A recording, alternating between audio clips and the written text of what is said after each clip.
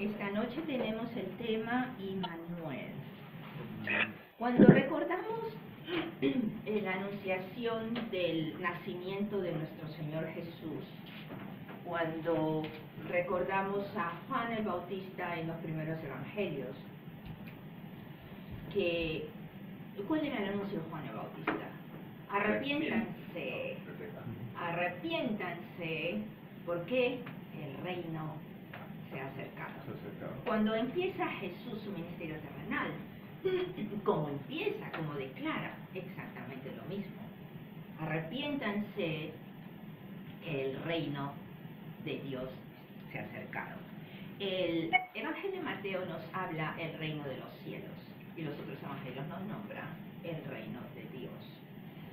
Pero en uno o en otro, ¿qué es lo que implica? ¿Qué es lo que nos está diciendo? Que es la soberanía de Dios que se está haciendo presente, ¿cierto? Ok. Veamos entonces que en el Antiguo Testamento los profetas anunciaban la venida del Mesías. De acuerdo a las profecías y la promesa de Dios a Abraham, le había prometido también un espacio de tierra, que ya lo tenían, que era Canaán, el pueblo, que ya lo tenían, que era el pueblo israelita o judío, y ahora debían recibir a su rey, el rey que Dios mismo iba a ser. Veamos qué nos dice el libro de Isaías, pasando los Salmos, Proverbios, vienen los pequeñitos Isaías, en el Antiguo Testamento. Isaías 7 y verso 14. ¿Qué es lo que nos dice? Empezamos contigo, Mili. Por tanto, el Señor mismo os dará señal. He aquí que la Virgen concebirá y dará a luz un hijo y llamará su nombre Emmanuel. Isaías 7:14 nos dice, y llamará su nombre Immanuel. Okay. Pero nos está diciendo que va a haber una señal. ¿Y esta señal cuál es? Esta señal va a ser que una joven, porque las niñas, cuando empezaban su menstruación, que es alrededor de 11 o 12 años en esa área, en esa cultura, empiezan también temprano, buscaban, ya se casaban a los 15, 16 años. Y aquí nos está diciendo una virgen, quiere decir una joven de alrededor de esa edad, que iba a llevar en ella, o sea, en otras palabras, iba a quedar embarazada, para traer al mundo un hijo. La traducción literal, digamos, del hebreo decía, llevando un hijo hombre, obviamente, y que a esta criatura le va a poner el nombre Immanuel. Entonces, lo que les quiero poner es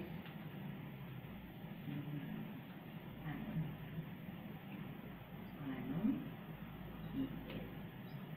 En el hebreo tenemos estas tres palabras que las están juntando en una sola, que significa im, quiere decir con, como decimos conmigo, contigo, con nosotros, ¿cierto?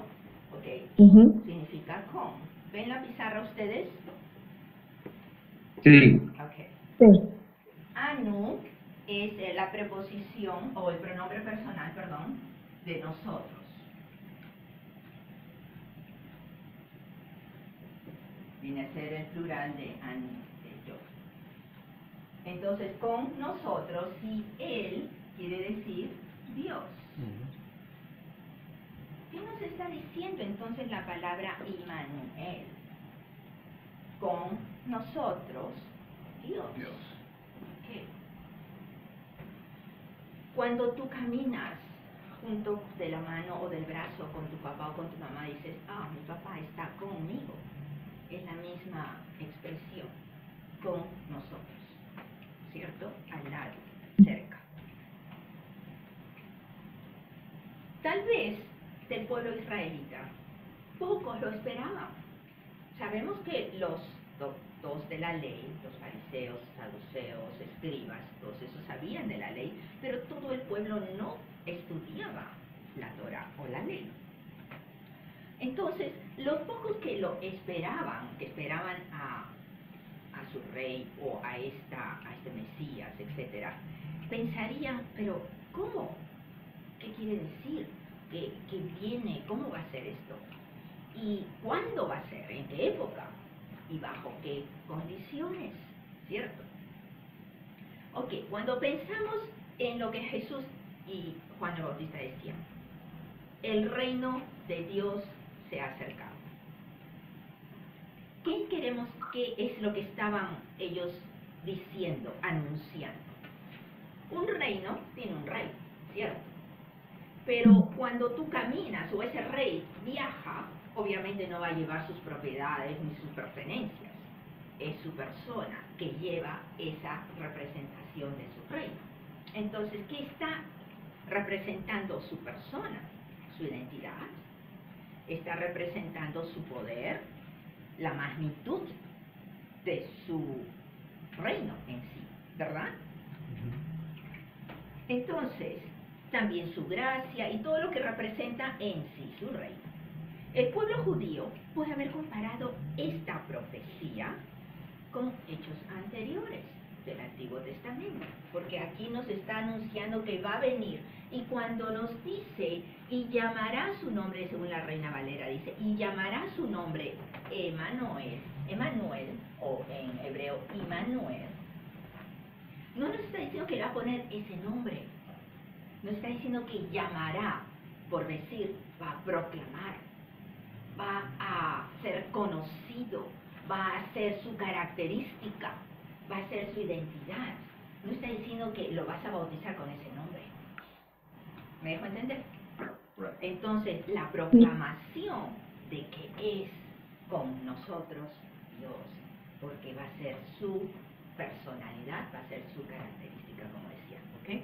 Entonces, vayamos por un momento a Génesis 28, 15. Ahora que no sea muy tarde. Génesis 28, 15. Silvio, por favor. Pues yo estoy contigo. Te guardaré donde quiera que vayas y volveré a traerte a esta tierra, porque no te dejaré hasta que haya hecho lo que te he dicho. Amén. ¿Representa el nombre Immanuel? Representa, ¿cierto? Porque Dios le está dando esa promesa. ¿Okay? ¿A quién le está hablando allí? Está hablándole a Jacob, que le había hablado en sueños. Vayamos a Éxodo 33, el segundo libro del Antiguo Testamento. Éxodo 33, 14.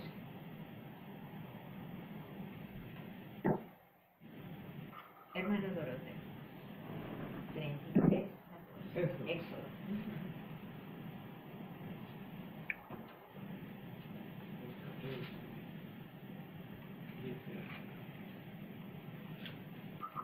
Y Dios le está hablando aquí a Moisés.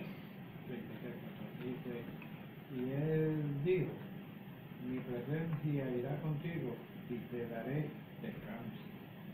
Y te daré descanso. Esa es otra palabra clave que vamos a ver más adelante. Vayamos al libro de Levítico, el siguiente libro del Éxodo. Levítico 26, 11 y 12. Aquí. Levítico 26, 11 y 12.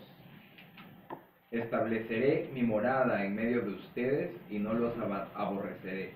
Caminaré entre ustedes, yo seré su Dios y ustedes serán mi pueblo. Amén. Todas estas profecías del Antiguo Testamento están confirmando solamente la palabra Immanuel. Amén.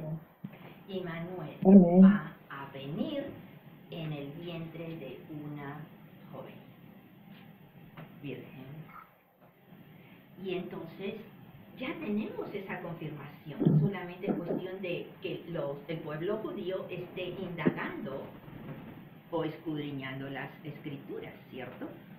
Veamos el Salmo 46, 7. 7, es antes de Isaías Salmo.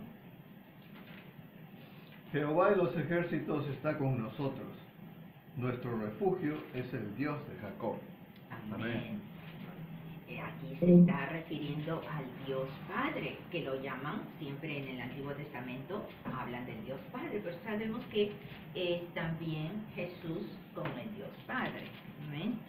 Y ha de ser el refugio. Anteriormente leímos que era el descanso. Ya tenemos refugio, tenemos descanso y tenemos que es con nosotros. ¿Amén? Entonces, todas estas escrituras nos muestran la promesa de Dios para una persona o un grupo de lo que hemos estado leyendo, específico, a Moisés, a Jacob y al pueblo judío. Okay.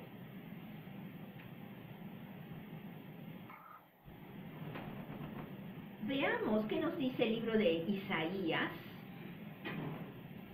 pasando los salmos, proverbios, un poquito más, Isaías 2, 2 y 3. Porque estamos viendo que en el libro de Isaías, al nombrar o al profetizar Immanuel, hay algo diferente en esto. Porque le está diciendo Immanuel en el pueblo de ellos. ¿Qué es lo que nos dice Isaías 2, 2 y 3? Mili, por favor. Y acontecerá en los postreros de los tiempos que será confirmado el monte de la casa de Jehová como cabeza de los montes, y será exaltado sobre los collados, y correrán a él todas las naciones. Y vendrán muchos pueblos y dirán: venid, subamos al monte de Jehová, a la casa de Dios de Jacob, y recorrerá sus caminos, y caminaremos por sus sendas, porque de Sion saldrá la ley, y de Jerusalén la palabra de Jehová. Amén. Amén. Aquí está nombrando varias cosas que están pasando en ese momento, van a pasar cuando venga Jesús y van a pasar más adelante en su segunda venida. Como por ejemplo nos está diciendo el monte. Sabemos que el monte en el diccionario bíblico quiere decir el reino. El monte de Dios ha de salir, nos dice, va a ser la cabeza de todos los otros reinos de la tierra. Pero también nos dice de que aquí todas las naciones, quiere decir todo el resto del mundo, ha de venir a buscarlo, porque de ahí es donde va a salir la palabra de Dios. Las otras escrituras de Isaías 49:6, Isaías 60:1 es como referencia si ustedes lo quieren ver por su lado, pero vamos a saltar a Isaías 60:1. Porque se refiere a las promesas que Dios le está dando a su pueblo. Isaías 60:1, ¿qué es lo que nos dice? ¿Quién vio, por favor? Levántate, resplandece, porque ha venido tu luz, y la gloria de Jehová ha nacido sobre ti. Amén. Le está diciendo a su pueblo, a Israel, resplandece porque ha venido la luz. Israel, la promesa de Dios para Israel, que ellos van a ser la luz para el resto del mundo. Sabemos que esa luz vino con el nacimiento de Jesús. No lo reconocieron, pero en su segunda venida ha de resplandecer y lo han de reconocer. Amén.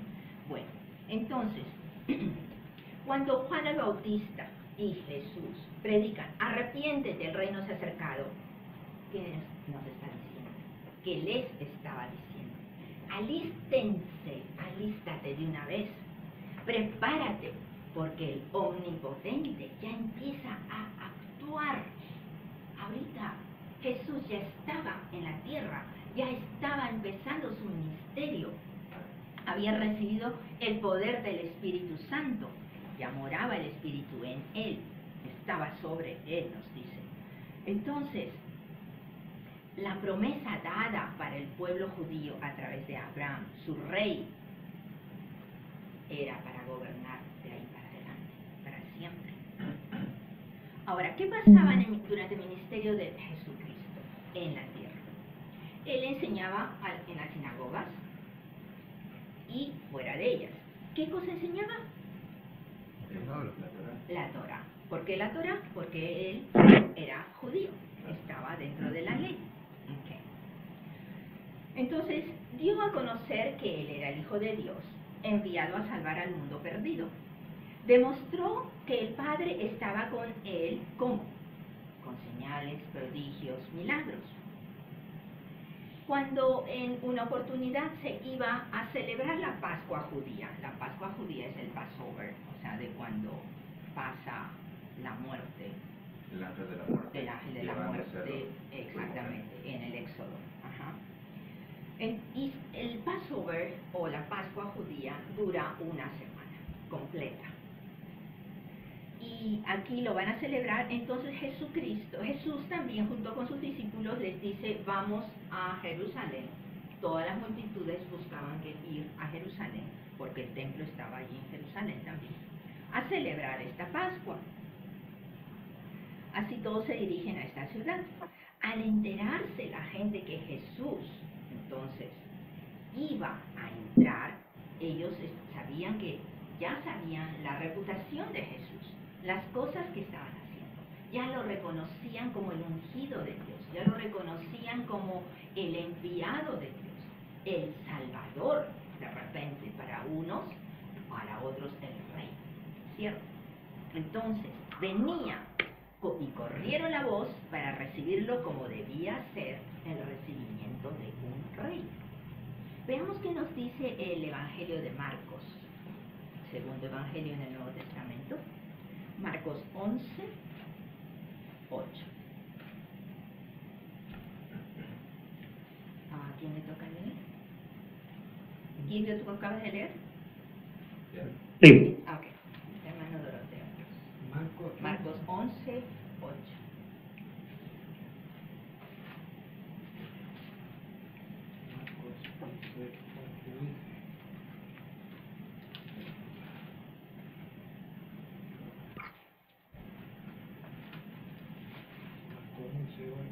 Dice, también muchos tendían sus mantos por el camino y otros cortaban ramas de los árboles y la tendían por el camino. ¿Por qué actuaban de esta manera? ¿Por qué hacían esto? Tiraban ramas de árboles, tendían sus mantas, como decir la alfombra roja hoy día. Entonces, ¿por qué? Porque querían recibirlo como honores, querían recibirlo como algo diferente, digno de alguien con autoridad, digno de alguien que necesita respeto, alguien como un rey, ¿verdad? Okay. Entonces, y Jesús les dice a sus discípulos, todo esto que ustedes están viendo, todo esto que está ocurriendo, ya ha sido profetizado. Veamos Lucas 24, 44. Lucas 24, 44. ¿Qué nos dice? 44, perdón. Cuando todavía estaba yo con ustedes, les decía que tenía que cumplirse todo lo que está escrito acerca de mí en la ley de Moisés, en los profetas y en los salmos. Todo. Nos está dando las tres partes del Tanaj. El Tanaj es el Antiguo Testamento completo, hebreo. ¿En dónde estaba hablando de él? La ley de Moisés, La ley, que es la Torah, las profecías y los salmos. que es el Nabí, Los y salmos. los Salmos, que es el Ketubim. Entonces de ahí sale la palabra Tanaj. Toda la Biblia de aquella época, el Antiguo Testamento, hablan de Jesús. Amén. Y eso le estaba Amén. diciendo Jesús a sus discípulos. Por eso es que la gente empieza a tirar sus mantas, cubrir el suelo de las palmeras y diferentes ramas de plantas. ¿Cierto? ¿Y qué nos dice el 45? Lucas 24, 45, el mismo Lucas.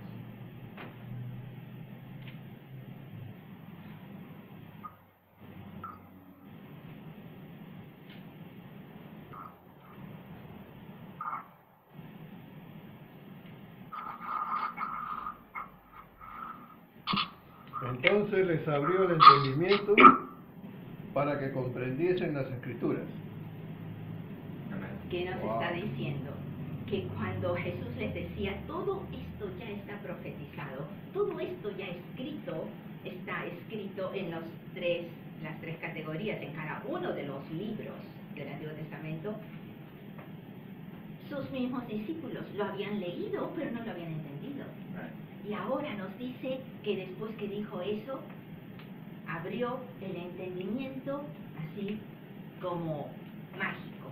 Ajá. Inmediatamente recibieron ellos, cierto, sí, porque tal libro nos habla de ti, tal otro libro nombra de ti, tal otro libro ha dicho todo esto que hemos pasado y que estamos pasando. Empiezan a recordar, empiezan a reconocer. Este es Jesús resucitado, diciéndole. Jesús resucitado, exactamente. Veamos en Mateo 12, 3 y 4. Mili, por favor. Mateo 12, 3 y 4. Ya. Pero él les dijo, ¿no habéis leído lo que hizo David? ¿Ah? ¿Perdón? Sí, está bien. Este mismo es, ¿no? Sí, está bien. Mateo 12, 3 y 4. Ok, ¿no habéis leído lo que hizo David cuando él y los que con él andaban tuvieron hambre? Como entró en la casa de Dios y comió los panes de la proposición, que no les era lícito comer ni a él ni a los que con él estaban, sino solamente a los sacerdotes. Ok, ¿qué pasa aquí? Cuando Jesús les abrió el entendimiento a sus discípulos, pero hay mucha gente que todavía, como los fariseos y todos los doctores de la ley, no lo aceptaban. Algunos, pocos lo hacían, pero no todos lo reconocían. Entonces, aquí cuando Jesús está hablándole a los fariseos directamente, y ellos le están reclamando, ¿por qué haces cosas que no son legales en la Torah? ¿Por qué haces cosas que no Dios nos ha prohibido hacer, pero tú lo estás haciendo? ¿Y cómo dicen que tú eres hijo de Dios? Son argumentos válidos para ellos y tal vez para nosotros. Pero veamos entonces la respuesta de Jesús, lo que acaba de leer Mili, en donde dice que aun cuando existía la Torah, las leyes que no debían hacer ciertas cosas, ¿qué pasó con el rey David? Porque tenían hambre, entraron al templo y comieron del pan separado en el lugar santo que era separado para Dios. Y comieron su ejército, y él mismo comió de allí.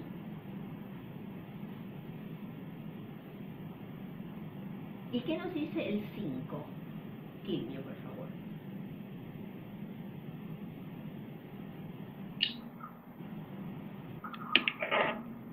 Mateo 12:5. Sí.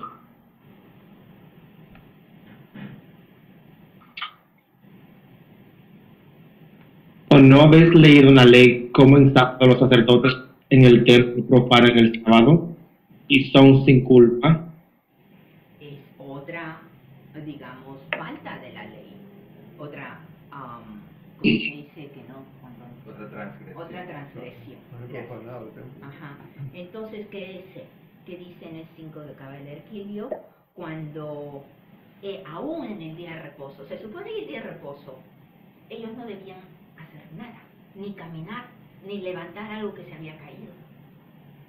Y ellos no iban al templo en el día de reposo, sino después de la hora, porque el día de reposo empezaba el viernes en la tarde, en el ocaso, hasta el sábado al ocaso. Ellos iban al templo después de la hora del ocaso. Entonces, por eso decían en el día de reposo. Pero acá, aún en el día de reposo, ¿qué nos está diciendo que hizo? Profanaban el día de reposo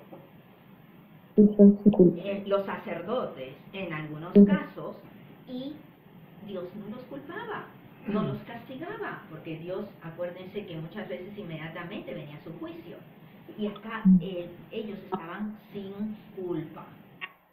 Entonces Jesús les está diciendo a sus fariseos, porque no leen las escrituras. Hay excepciones. ¿Por qué hay excepciones? Entonces, ¿qué nos dice el verso 6? Hermano Doroteo.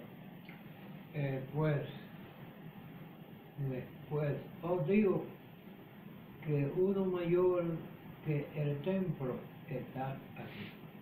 Jesús les está diciendo que para ellos todo era lo máximo en el templo. ¿Por qué? Porque en el templo se hacían los sacrificios para ser aceptados por Dios, por sus faltas.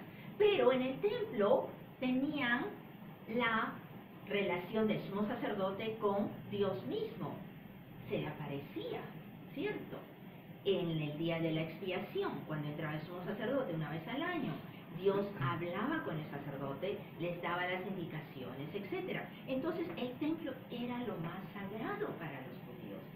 Y acá Jesús le está diciendo en el verso 6 que, ¿qué dice? Pues os digo que uno mayor que el templo está aquí presente en ese momento. ¿Y quién era? Jesús. Porque es el mismo Dios hecho hombre. Amén. Amén. ¿Y qué nos dice el verso 8, Maki? Sepan que el Hijo del Hombre es Señor del sábado.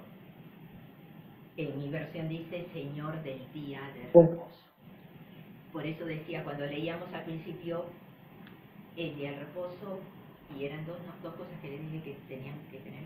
Descanso y reposo. No, reposo era uno y el otro era, no me acuerdo qué lo que leí.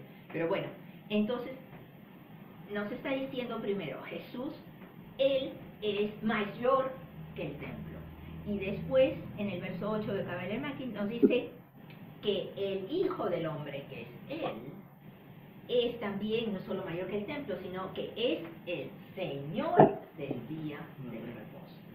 Ahora, si recordamos un poquito antes en el capítulo 11 del mismo Mateo 28, que nos dice, venid a mí todos los que estáis trabajados y cargados, y yo os haré descansar.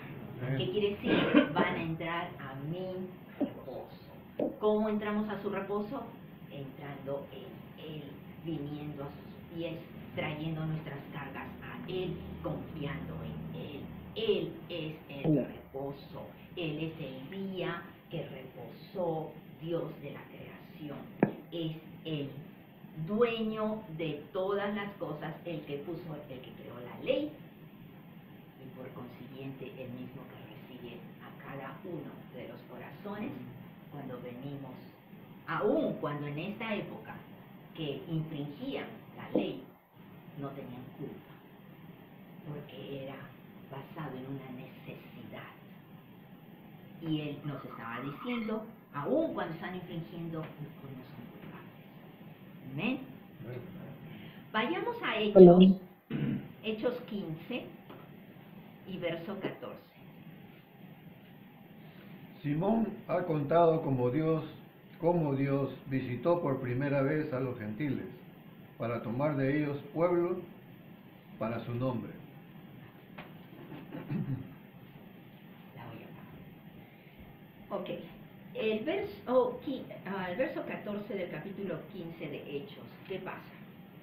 Está recordando que de la visita de Pedro a Cornelio, la primera visita y encuentro de los judíos yendo a una casa de un gentil.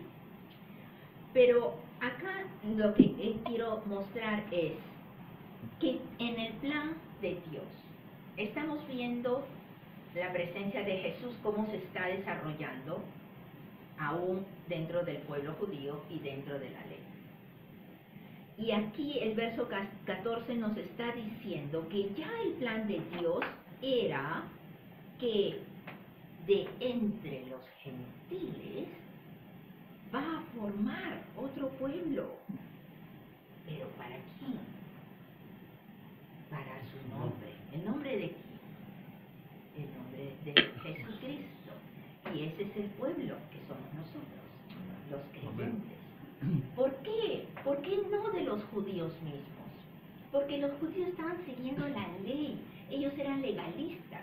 Al preguntar, pero si no se lavan las manos para comer, y la ley nos dice que debemos lavar las manos, ¿por qué no están en ayuno?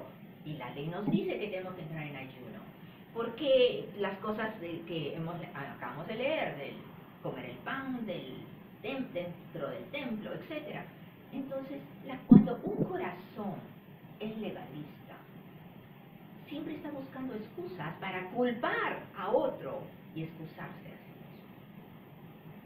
Pero Dios está creando otro pueblo, ya no de Israel, porque Israel muchas veces le ha dado la espalda a Dios, ha sido desobediente desde tiempo atrás. Ahora nos está escogiendo de entre los gentiles que no conocen a Dios mismo, pero que han escuchado de Él, y está formando ese cuerpo que es el cuerpo de Cristo. Amén. Vayamos a Mateo 21, 43. Mateo 21, 43. Y esto es algo interesante que cuando estaba preparando esto saltó a mis ojos porque no lo había visto así tampoco antes. ¿Qué es lo que nos dice? ¿Quién me toca leer? ¿Mili? No. 21, 43. Dice que el reino de Dios será Sí, 43, ¿no? ya. Por tanto, el reino de Dios será quitado de vosotros y será dado a gente que produzca los frutos de él. Amén. ¿Qué está diciendo aquí? Jesús está hablando, antes de esto estaba hablando de una parábola, pero está diciendo directamente que el reino de Dios, y ya vimos, el reino de Dios, con nosotros, Dios, Immanuel, el reino que estaba acercándose a la tierra entre el pueblo, entre la gente de Israel. El reino de Dios que ha venido a actuar con su poder, con su autoridad. ¿Qué está pasando? ¿O qué va a pasar? En el 43 que acaba de leer el Mili dice, será quitado de vosotros. Ya no va a actuar más entre ustedes. No va a existir entre ustedes. No lo voy a dejar entre ustedes. ¿Por qué? ¿Quién era el representante de ese reino? Jesús, el Hijo del Hombre. Y Jesús va a ser quitado de entre los humanos. Pero, sin embargo, nos está diciendo, va a ser dado a alguien más. Va a ser entregado. Entonces, lo saca de aquí y Él va a venir, que ya leímos, entre los gentiles su cuerpo que estaba formando. Va a ser dado para que esta gente que haga, produzca los frutos de Él, nos dice la palabra. ¿A qué se refiere? Produzca los frutos de Él. ¿Los frutos de quién? Los frutos del reino. Que produzca otra gente los frutos del reino. ¿Cómo va a producir una persona los frutos del reino? Llevando su palabra, Entendiéndola, recibiéndola, entendiéndola a través de los ¿Mm? dones. Entonces, ¿cómo haces tú efectivo un conocimiento? Cuando lo recibes y lo entiendes, ¿cierto? ¿Ok? Ujú. Vamos a ver eso. Entonces, que está esperando que produzca frutos, porque el pueblo israelita no está produciendo esos frutos o no va a producir esos frutos. Lo está moviendo ese reino hacia los gentiles. Vayamos al libro de Efesios 3:3. Efesios después de Corintios. Gálatas, Efesios 3:3. Silvio, por favor. Revelación me fue declarado el misterio, como antes lo he escrito brevemente. Aquí el apóstol Pablo está diciéndonos que él recibe la administración de la revelación de los misterios de Dios. ¿Ok? Él es el que lo va a administrar. ¿Por qué? Jesús resucitado se le está revelando y está depositando en él todo este conocimiento nuevo de los misterios de Dios. ¿Cuáles son los misterios? Son los secretos que han estado cubiertos por mucho tiempo. Vayamos al 8. ¿Qué nos dice Efesios 3, 8, hermanos Doroteo? A mí que soy menos que el más pequeño de todos los santos, me fue dada esta gracia de anunciar entre los gentiles el evangelio de las inescrutables riquezas de Cristo. Amén. Entonces nos está confirmando que a Él, que es el más pequeño de todos los santos. ¿Por qué? Los santos sabemos que son los creyentes, ¿ok? Somos los creyentes. El más pequeño, porque ha sido alguien que según Él no merecía ser reconocido como apóstol. Pero, claro, venía a ser la humildad de Él. Pero Dios lo escogió y lo está haciendo administrador de esta responsabilidad, de esta revelación. Entonces nos está diciendo, sin embargo, Él se le ha dado esa gracia de anunciarlo entre los gentiles. O sea, en este nuevo grupo de gente, que son los gentiles, que estamos empezando a formar el cuerpo de Cristo, vamos a recibir este conocimiento que es, hacia el final del verso nos dice, el evangelio, o sea, las noticias o las buenas nuevas de ¿qué? De las inescrutables riquezas de Cristo. Ok, sabemos que Cristo estaba representando el reino de Dios, el reino de los cielos. Inescrutable, ¿qué significa inescrutable? ¿Qué quiere decir? Que no se puede definir. Que no se puede no se entender, puede, impenetrable, que no se puede entender exactamente.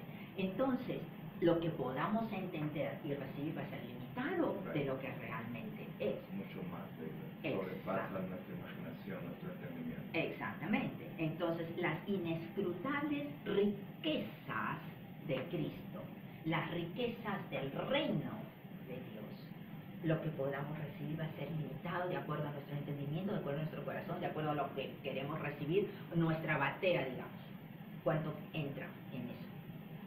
Pero hay mucho más allá. Entonces, que no tiene límites, sabemos las cosas de Dios no son limitadas. Amén. Entonces, acá nos está diciendo que Él está dando a conocer al nuevo pueblo, al pueblo que es el cuerpo de Cristo, que son de los gentiles, sobre las riquezas del reino. ¿Ok? ¿Qué nos dice el verso 9? ¿A quién le toca? Y de hacer entender a todos la realización del plan de Dios, el misterio que desde los tiempos eternos se mantuvo oculto en Dios, creador de todas las cosas. Amén. De hacer entender, o sea, a la gente, a todos, a todo la gente del cuerpo, a todos los creyentes, y por supuesto entran al cuerpo también los judíos que empiezan a creer, no solamente los gentiles. Todo aquel que quiera creer es parte del cuerpo. Y hay una palabra en la Reina Valera de lo que nos habla de una dispensación. Y esa es la palabra que quería explicar. Y no la leíste porque leíste otra versión. Y de aclarar a todos cuál sea la dispensación del misterio escondido desde los siglos en Dios que creó todas las cosas. Amén. Vamos a explicar un poquito la dispensación. Porque nos está diciendo que primero es, en el verso 8, Él va a anunciar sobre esas riquezas del reino, y acá en el 9 nos está diciendo sobre la dispensación del misterio. Okay. ¿Qué es dispensación? Nelly, tú puedes decirlo, tú también, que tiene que estar relacionado con medicina. ¿Qué es dispensación? Cuando van a la farmacia, el dispensario. Despachar, entregar. exacto, Está la farmacia. exactamente. mismo, entregar o despachar, como dices, dar, otorgar, conceder. ¿Ok? Entonces, aquí está hablando que de las riquezas de Cristo que Él está anunciando, que Él ha recibido esa revelación, va a dispensarlas. ¿Qué quiere decir? Que las va a conceder. Obviamente Dios las está concediendo. Porque esto es que es de ese misterio escondido desde los siglos, desde la época que Dios creó, hizo la creación, creó todas las cosas.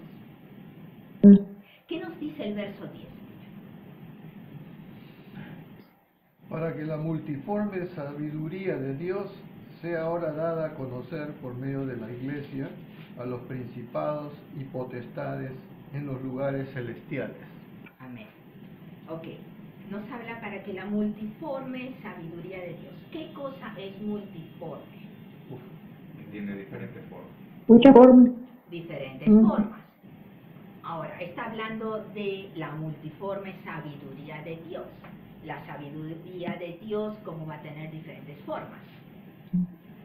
La sabiduría de Dios va a ser variada en diferentes aspectos, ¿cierto? Que va a ser de diferentes maneras. Ok, entonces, nos está diciendo aquí qué cosa, qué entendemos en el verso 10. Y esto es algo bien profundo. 10, ¿no? Estamos viendo el 10. Sí. Está diciendo que la amplia sabiduría de Dios sea entendida o recibida, dispensada por el cuerpo de Cristo.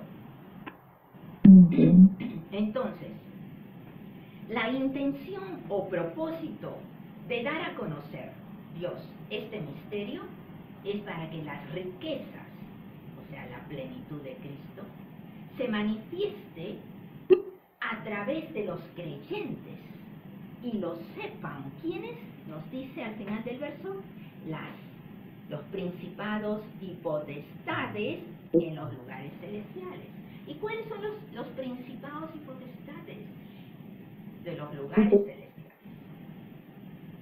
Son las autoridades del cielo, son los ángeles, arcángeles y todas las potestades del cielo. Pero ¿qué nos está diciendo este verso? Este verso es bien profundo. Nos está diciendo, si unimos el 9 con el 10, es que Dios está dispensando ese conocimiento de su reino, ese poder, para que sepan las autoridades celestiales, o sea, los ángeles, que el creyente, que él que lo recibe ese entendimiento, va a poder obrar con su poder del reino. En otras palabras. ¿Me dejo entender? Amén. Entonces, si vemos y analizamos profundamente cada una de esas palabras, llegamos a esa conclusión, que Dios está depositando, de acuerdo al entendimiento, a lo que recibimos de esta revelación, su poder, el poder del reino. ¿Y cómo fue que empezaba Jesús su ministerio? Arrepiéntanse, que el reino se ha acercado. El reino de Dios.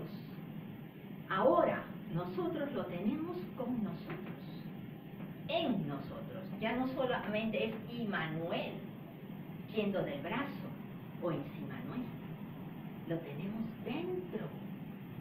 Para el pueblo judío era Immanuel.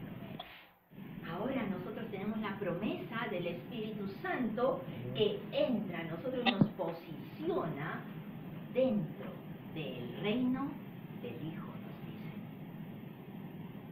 Entonces, veamos rápidamente para completar la idea de lo que estamos hablando, el verso 11 y 12. ¿A quién le toca leer? No. Kilvio, por favor. Kilvio, ¿tú leíste? No sé a quién le toca leer, ya me perdí. Le toca a mí leer. Ah, ok. So, 11 y 12. ¿Cuál es? Verso 11 y 12. ¿Cuál? Efesios 3, verso 11 y 3. 12.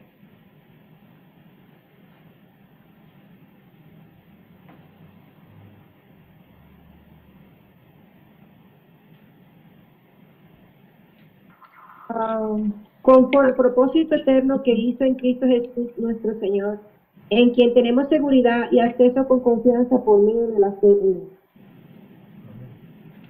Amén. Entonces, ¿cómo accesamos todo esto? Por fe. Esa es la única clave. ¿Por qué? Desde un principio acuérdense que el creyente, el Espíritu Santo nos posiciona por la fe que demostramos. Por fe declaramos la aceptación que Cristo murió por nosotros. Por fe actuamos, hacemos actuar o dejamos actuar el Espíritu Santo en nosotros. Por fe clamamos las promesas de Dios.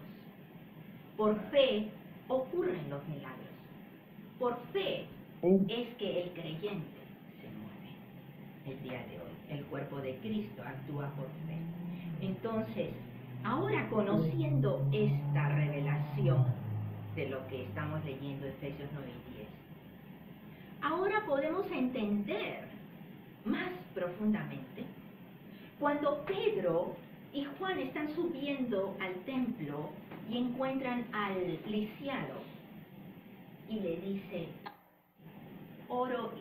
ni oro ni plata tengo, pero lo que tengo te doy.